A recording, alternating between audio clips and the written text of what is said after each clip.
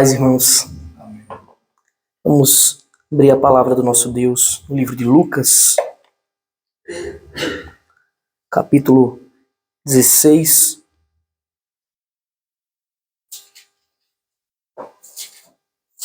Lucas, capítulo 16, a partir do versículo 19.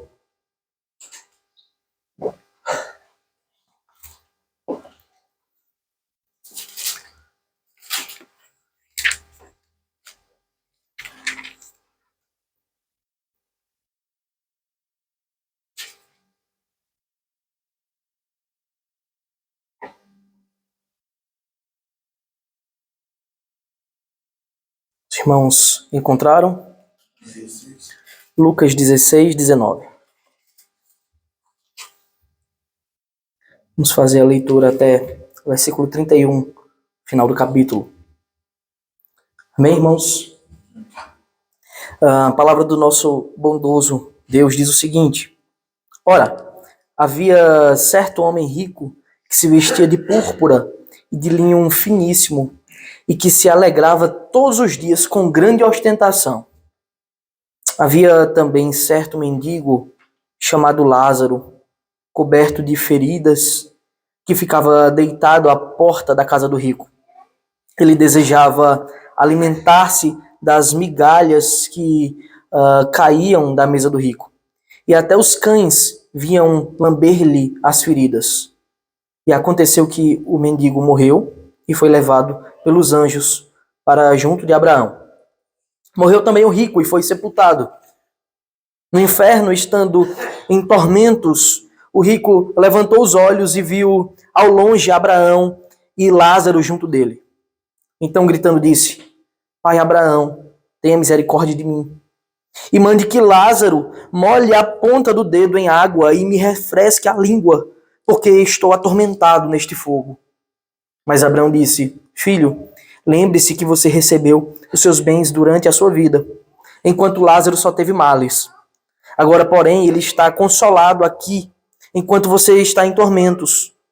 E, além de tudo, há um grande abismo entre nós e vocês, de modo que os que querem passar daqui até vocês não podem, nem os de lá para cá, nem os de lá passar para cá. Então o rico disse: Pai, eu peço que mande Lázaro à minha casa paterna, porque tenho 5 irmãos, para que lhes dê testemunho, a fim de que não venham também para este lugar de tormento. Abraão respondeu: Eles têm Moisés e os profetas, ouçam-nos. Mas ele insistiu: Não, pai Abraão, se alguém dentre os mortos for até lá, eles irão se arrepender.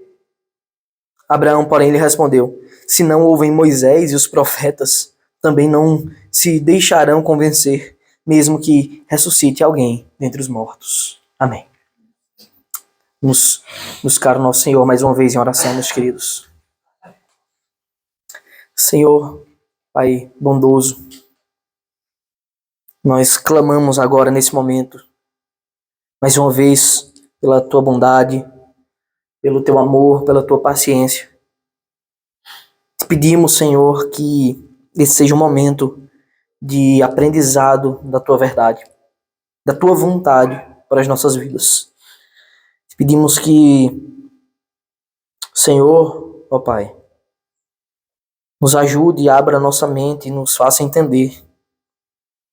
Eu te peço, Senhor, que o Senhor me use como um pequeno instrumento em Tuas mãos para anunciar a mensagem. E eu te peço que o Senhor não me permita dizer nada que seja contrário a ela. Senhor, nos ajude, que o Teu Espírito Santo, que habita em nós, habita na Tua igreja, nos Teus filhos, nos mova e nos faça entender a verdade. Que sejamos motivados a viver a vida que o Senhor preparou para que vivêssemos. Numa vida ímpia e espúria, mas santa e digna, para podermos Te adorar, Te prestar esse culto com sinceridade, com santo temor e com a certeza de que o Senhor recebe esses atos. Ajuda-nos, eu Te peço, em nome de Jesus, ajuda-nos. Amém. Meus queridos irmãos, essa mensagem de hoje tem por título vida e vida, ou melhor, vida e vida eterna. Entre a vida e a eternidade tem um caminho comum a quase todos os homens. Vou falar quase todos porque alguém poderia levantar o caso de alguns homens que não passaram por isso. Mas entre a vida e a vida eterna existe a morte. A mensagem poderia ser vida, morte e eternidade, o título. Mas eu consigo enxergar vida e vida eterna nessa mensagem. Uma das verdades mais extraordinárias que a palavra de Deus nos revela é justamente isso. Que tudo não se resume ao aqui e ao agora. A verdadeira vida após a morte. E acompanhada dessa verdade se encontram dois grandes sentimentos de dois grupos de pessoas distintas. Para uns, alegria, para outros, terror. A palavra do Senhor nos ensina que existem apenas dois grupos de pessoas.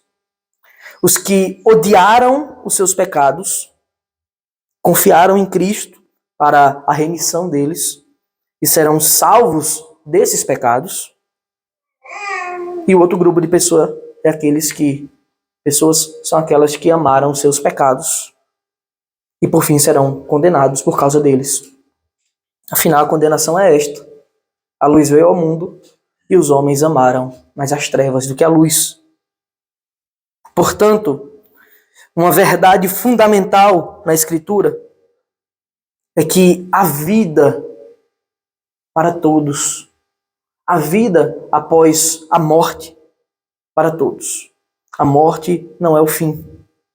Não é à toa. Não é sem razão que o apóstolo Paulo, em 1 Coríntios 15, 19, ele diz que se a nossa esperança em Cristo se limita apenas a esta vida, somos as pessoas mais infelizes deste mundo. Ou em outras traduções, os mais miseráveis dos homens.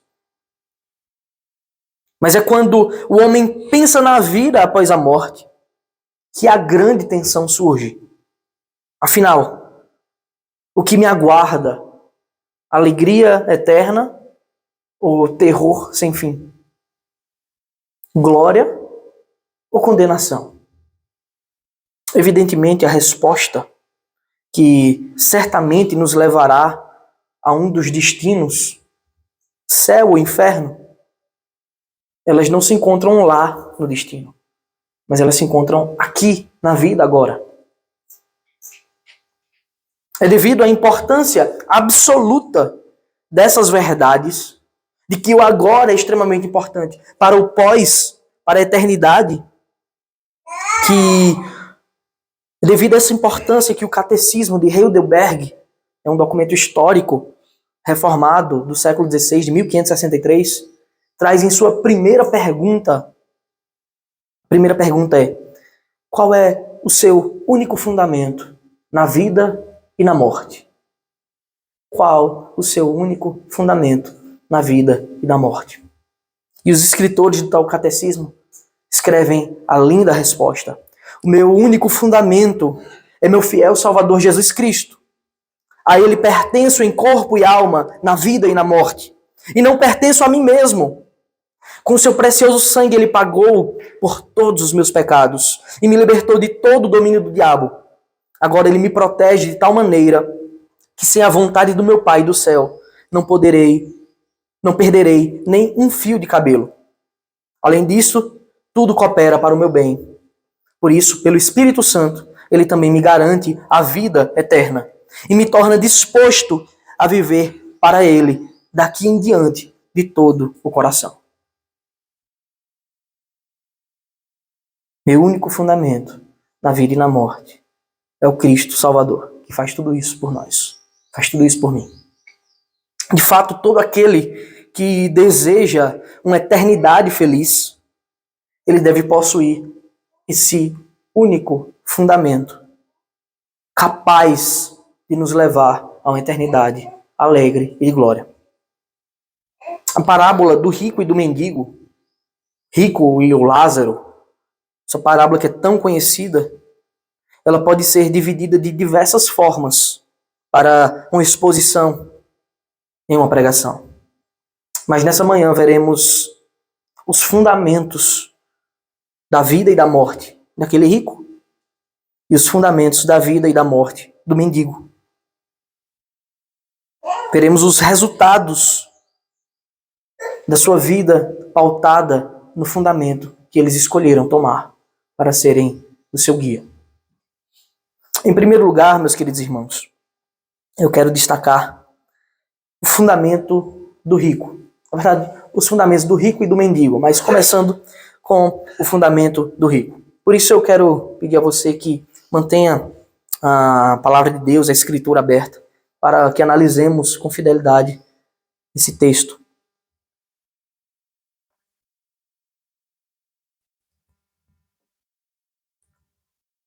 Versículo 19 nos diz, palavras de Jesus. Ora, havia certo homem rico que se vestia de púrpura e de linho finíssimo e que se alegrava todos os dias com grande ostentação. Jesus, ele inicia aqui mais uma parábola.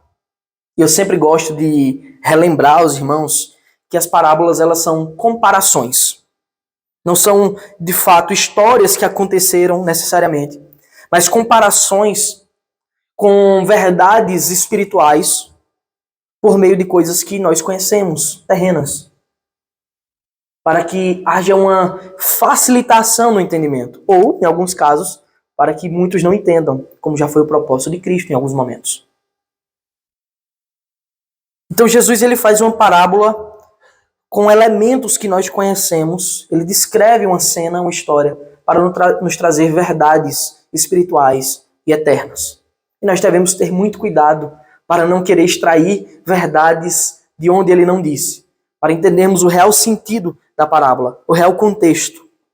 E aqui ele começa narrando a vida de um homem rico, de um homem abastado, possuidor de muitos bens. Esse era o comportamento daquele homem. E eu peço que você imagine o comportamento daquele homem. Ele se vestia com as melhores roupas, e Jesus destaca isso para os seus ouvintes, porque naquela época tais elementos de roupas caracterizavam homens ricos, ou seja, ele se vestia com roupas pomposas, cor púrpura e linho finíssimo. Essas vestes estavam fora do alcance da maioria dos homens. Ter roupas com determinadas tinturas, tingimentos, não era uma coisa comum como temos hoje. Aquele homem se vestia com roupas dignas dos nobres, dos reis, dos homens mais ricos que pisavam a terra. Quem tinha roupas assim, certamente também tinham muitos servos, muito luxo em sua vida.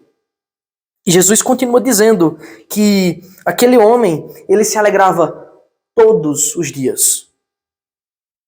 Todos os dias. Isso é uma expressão importante nesse versículo, para dizer como era a vida daquele indivíduo. Todos os dias, mas não é só isso. É todos os dias com grande ostentação.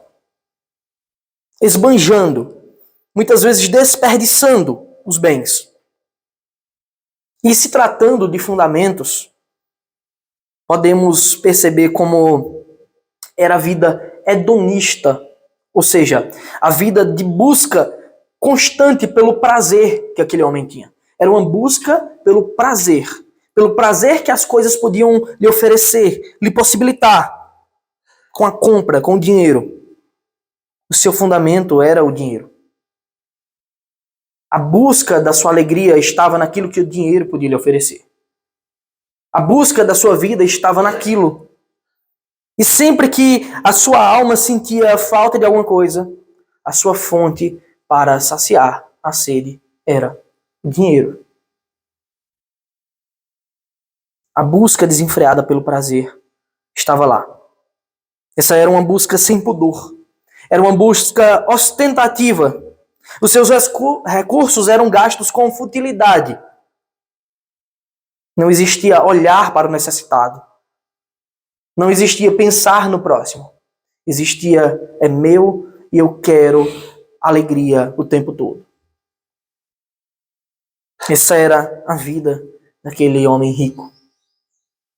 Por outro lado, Jesus nos apresenta um contraste absoluto com a vida de um mendigo. Aquele homem rico estava lá, mas existe um contraste absoluto com a vida de outro homem que é apresentado. Mas eles não estavam distantes, eles estavam extremamente próximos. Versículos 20 e 21 nos diz: havia também certo mendigo, chamado Lázaro, coberto de feridas, que ficava deitado à porta da casa do rico. Olha como eles se encontravam próximos. 21. Ele desejava alimentar-se das migalhas que caíam da mesa do rico. E até os cães vinham lamber-lhe as feridas. Vocês conseguem agora começar a imaginar, por um lado, a pompa extrema, o luxo extremo, do outro lado da porta, a miséria extrema. Do lado de fora daquela casa luxuosa, junto com os cães, estava o mendigo Lázaro. Jesus, ele começa a narrar agora esse profundo contraste que existe entre o rico e o Lázaro. Observe, o rico ele se vestia com linho finíssimo, as roupas mais confortáveis e caras. Mas o Lázaro tinha o seu corpo coberto de chagas, de feridas. O rico ele vivia no conforto, com luxo, com ostentação, nada lhe faltava. Mas o Lázaro, ele não tinha onde reclinar a cabeça. Ele se abrigava, se deitava do lado de fora da porta. Da porta da casa daquele rico, do lado de fora. O rico ostentava e tinha tudo de sobra. Já o pobre Lázaro, ele mendigava como um cão os restos, as migalhas desprezadas pelo rico. O seu estado era deplorável. Os cães lambiam as suas feridas, cheias de pus. Talvez a maioria de nós, ao olhar para uma pessoa como o Lázaro, viraríamos o rosto, porque era desagradável ver. Sentir o seu cheiro devia ser insuportável. Essa é a descrição inicial que Jesus dá desses dois homens. Ele queria, na verdade, ele quer, ainda hoje, que esse contraste ele fique claro, que ele fique vívido em nossas mentes. O rico ele tinha o seu fundamento nas riquezas e na busca pelos prazeres transitórios do pecado. Lázaro estava aparentemente desamparado nessa vida. Aos olhos dos homens, ele era um pecador, sofrendo ainda em vida a ira de Deus, porque Deus tinha permitido aquilo com aquele homem. Que vida desgraçada e terrível. Porque ele estava naquela situação tão deplorável. Mas Jesus nos apresenta agora, no versículo 22, a morte dos dois homens. Jesus nos apresenta agora a morte dos dois homens. E eu peço que você esteja extremamente atento à sua Bíblia. O versículo 22, a primeira parte do versículo, a parte A, diz o seguinte: e aconteceu que o mendigo morreu e foi levado pelos anjos para junto de Abraão. Que descrição incrível, meus irmãos. Tão simples e tão extraordinária ao mesmo tempo. Salmo 116, no versículo 15, o salmista, ele nos diz que preciosa é aos olhos do Senhor a morte dos seus santos. E é aqui que nós percebemos que mesmo na pobreza extrema, em uma angústia que nenhum de nós sequer pensa em passar, porque Deus tem nos sustentado, graças a Deus, mesmo naquela situação deplorável, o mendigo Lázaro estava sobre um firme fundamento. Um fundamento que não pode ser abalado. Um fundamento que não pode ser gasto, destruído, corroído seu fundamento era Cristo. Não é à toa que, mesmo sendo mendigo, desprezado pelos homens, ele é o único personagem próprio das parábolas que possui um nome. O rico não tinha um nome, mas Lázaro, o mendigo, tinha. O seu fundamento na vida e na morte era Cristo. Jesus não fala de seu velório, nem sequer fala que houve um velório. Mas o que é que isso importa? O que nos é relatado é que os santos anjos de Deus o levaram para junto de Abraão. Por outro lado, a parte B do versículo nos escreve a morte do rico. Morreu também o rico e foi sepultado. O rico, ele foi sepultado.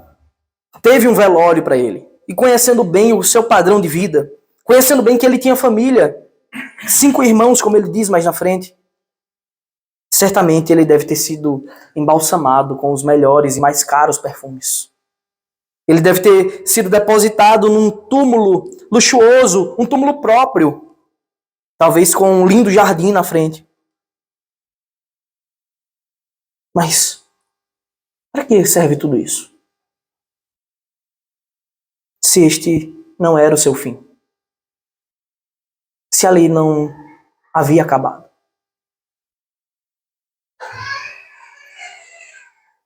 O que nos é descrito sobre a morte do rico é só isso. O Lázaro foi levado para o seio de Abraão, mas o rico morreu e foi apenas sepultado. Conseguimos enxergar aqui os 2 fundamentos. O que governava a vida daquele rico, que ele achava que possuía o dinheiro, mas na verdade era o dinheiro que ele possuía. E quem governava a vida de Lázaro, que todos pensavam ser pobre, mas na verdade ele era rico. Em segundo lugar, meus irmãos, nós temos a perpetuidade dos fundamentos lançados. O fundamento que você lança nessa vida, aquilo que governa a sua vida, não vai se encerrar com esta morte. A perpetuidade será perpétuo os frutos que você colherá do fundamento lançado.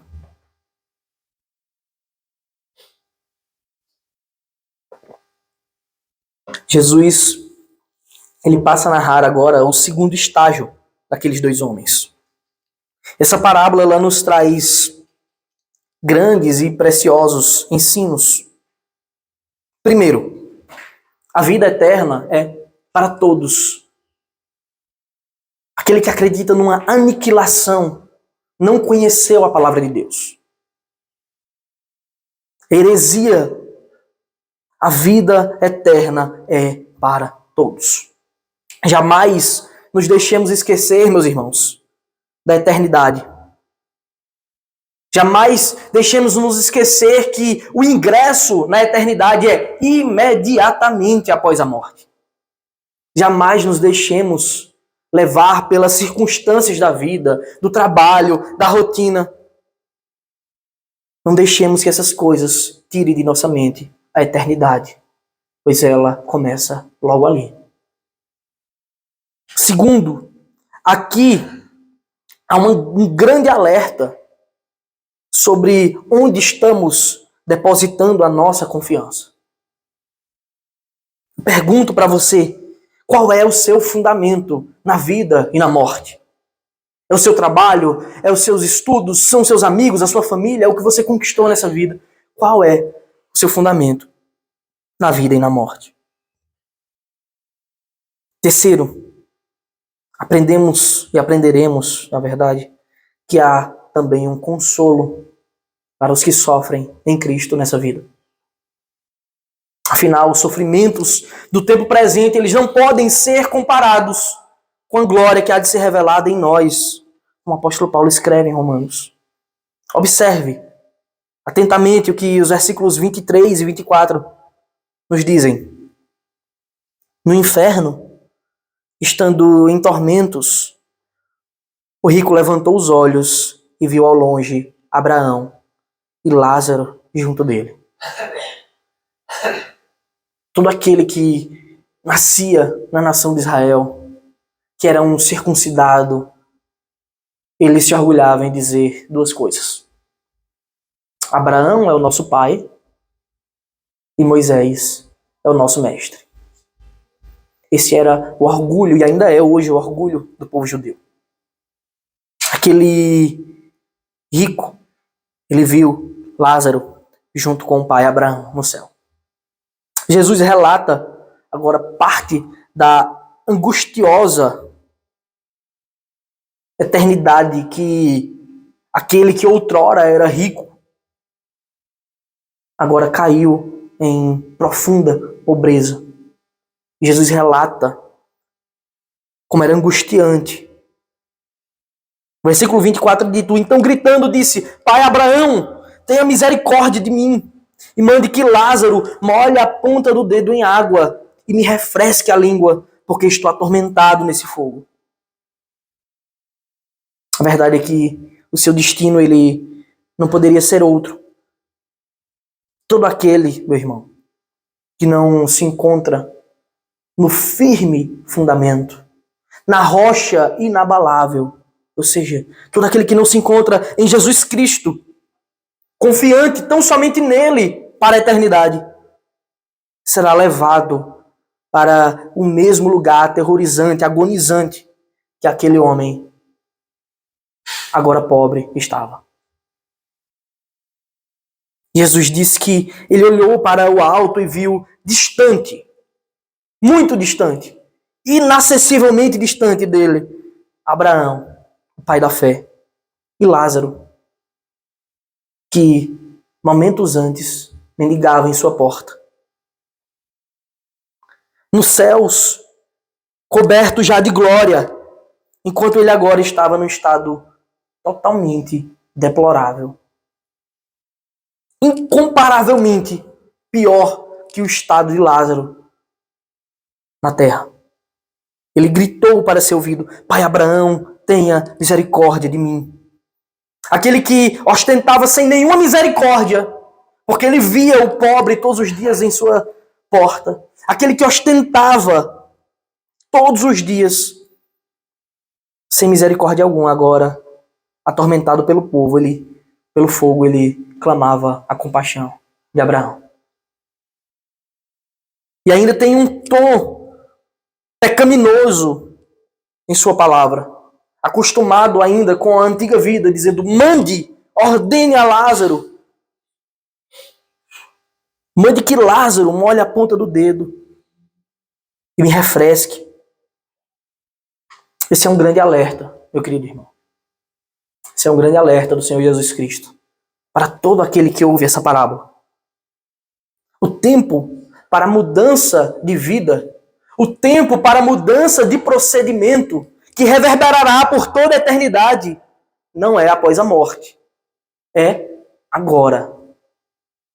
Quantas pessoas neste momento já não perceberam que desperdiçaram todos os seus anos de vida em fundamentos fracos, em fontes rasas que não poderiam supri-los na vida e muito menos na morte? Quantos não já estão sentindo agora, nesse momento, as chamas infernais que queimam e ardem continuamente e eternamente, sem se consumir? Lá é lugar de choro e ranger de dentes. A Escritura diz que o verme lá não morre, ou seja, ele continua roendo pela eternidade.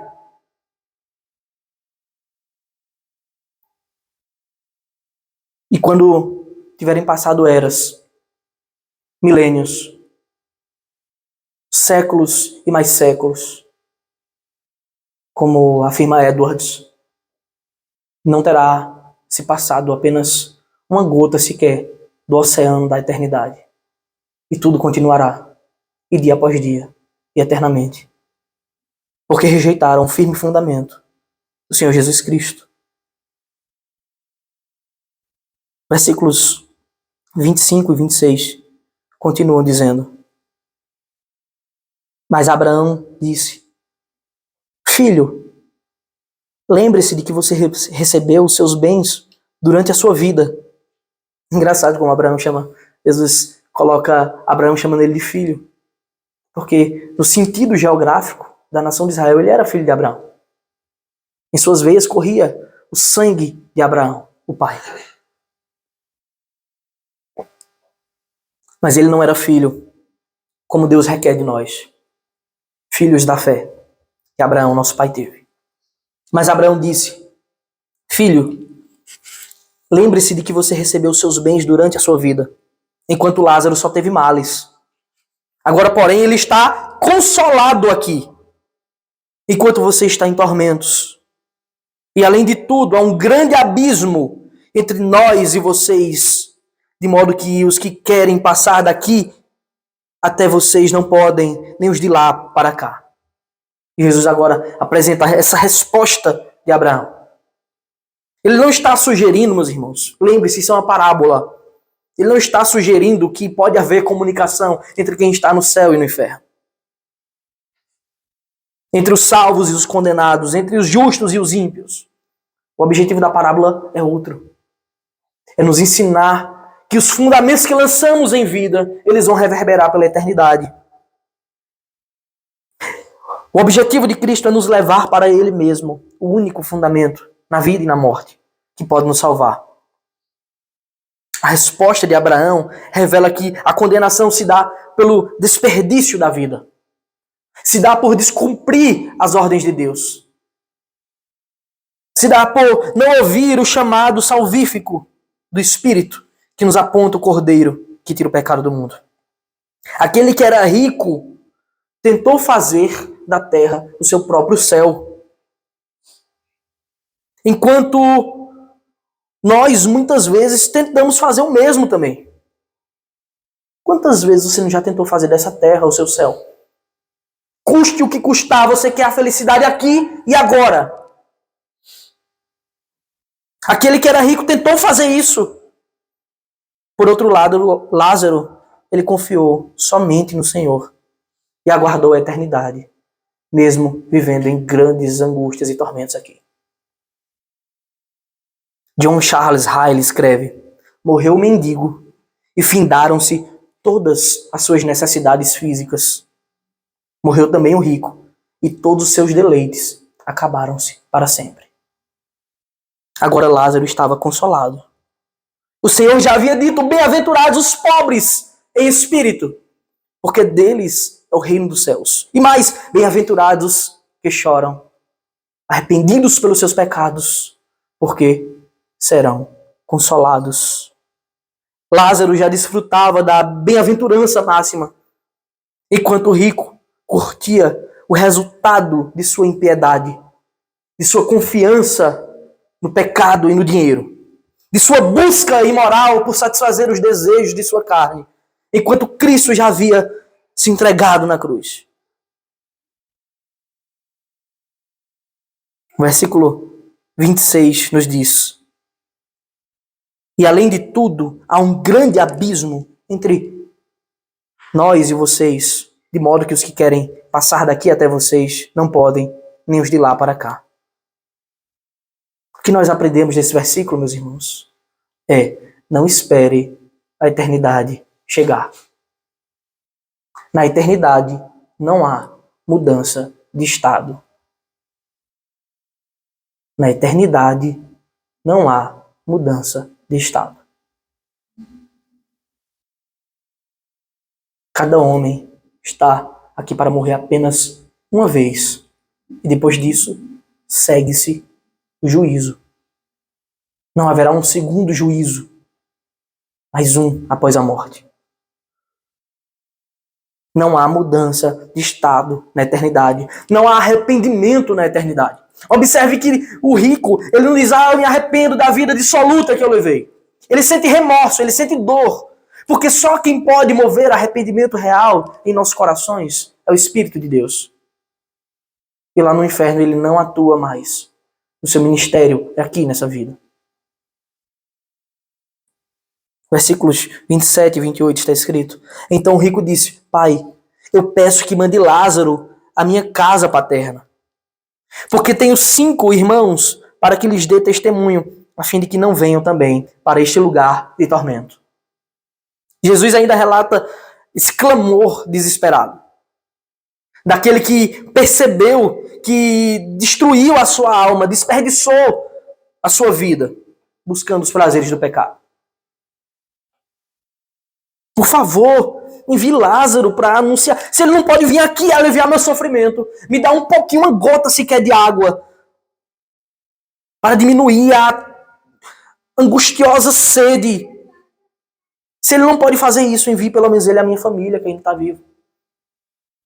Para que ele possa dar um testemunho e aqueles homens não virem para cá, onde eu estou agora, nesse sofrimento terrível. Esse parece ser o pensamento não só de muitos condenados, mas de alguns que não conhecem a suficiência da Escritura. Os homens parecem querer dizer, mas se Deus fizer assim, muita gente vai se arrepender. Observe o que Abraão diz.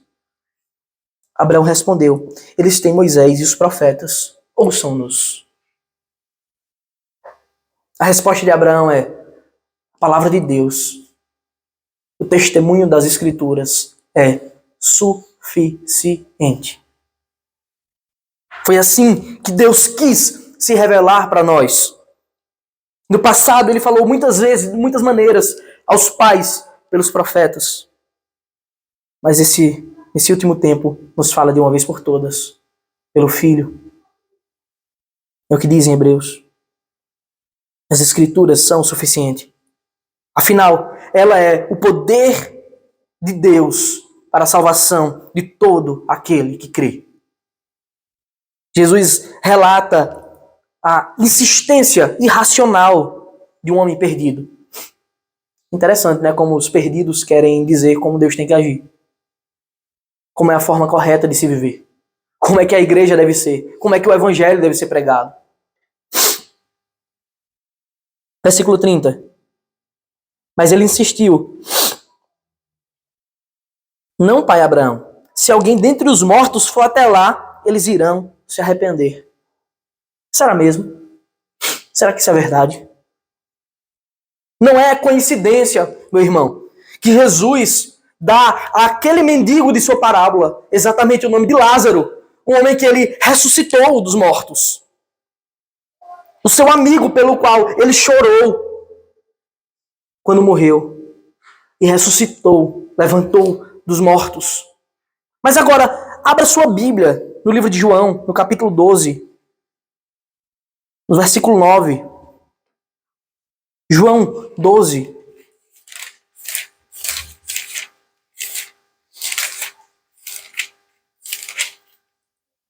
Os versículos 9 a 11. Jesus tinha ressuscitado Lázaro. O rico disse: olha, se vier alguém dos mortos, a gente vai acreditar. Eles acreditarão. Olha aqui o que está escrito. João 12, 9. Uma numerosa multidão dos judeus ficou sabendo que Jesus estava em Betânia. Eles foram até lá não só por causa dele, mas também para ver Lázaro, a quem ele tinha ressuscitado entre os mortos. Mas os principais sacerdotes resolveram matar também Lázaro, porque muitos dos judeus, por causa dele, voltavam crendo em Jesus. A verdade é que se fosse possível enviar Lázaro, a atitude dos irmãos dele seria a mesma. Se eles não ouvem Moisés e os profetas, se eles nunca creram, ainda que Lázaro ressuscitasse entre os mortos, eles iam preferir vê-lo morto. Como muitos daqueles escribas e fariseus planejaram a morte do Lázaro, amigo de Jesus. Para encerrar, o versículo 31 nos relata: Abraão, porém, lhe respondeu: se não ouvem Moisés e os profetas, também não se deixarão convencer, mesmo que ressuscite alguém dentre os mortos. A resposta de Abraão é a mesma. Sola Scriptura. palavra de Deus é o poder para a salvação de todo que crê. Não existe outro. Se não confiam nas Escrituras, não vai ser a ressurreição de Lázaro que os trará a Deus. O que nós aprendemos, meus irmãos, com essa linda passagem da Escritura? E ao mesmo tempo forte, impactante. Aprendemos aqui que nós não podemos desperdiçar as nossas vidas longe do Senhor, confiando em fundamentos frágeis. Nós não devemos buscar nossa felicidade no pecado, nem nos prazeres transitórios, passageiros, efêmeros dessa vida. Aprendemos aqui que há eternidade para todos os homens. Porém, há dois destinos. Aquele que deseja a alegria da salvação deve possuir um fundamento sólido na vida e na morte. E só há um fundamento para isso, que é Cristo, Cordeiro de Deus, que tudo suportou em nosso lugar. Eu comecei a mensagem falando da primeira pergunta do Catecismo de Heidelberg. Qual é o seu único fundamento na vida e na morte? E eu espero que vocês respondam em seus corações, em suas mentes. Mas a resposta correta é Jesus Cristo. Ele é o único fundamento na vida e na morte. E eu encerro a mensagem com a segunda pergunta e sua respectiva resposta desse belo catecismo. A segunda pergunta é: o que você deve saber para viver e morrer neste fundamento? Primeiro, nosso único fundamento é Cristo. Mas o que devemos saber para viver e morrer nesse fundamento? Devemos saber 3 coisas.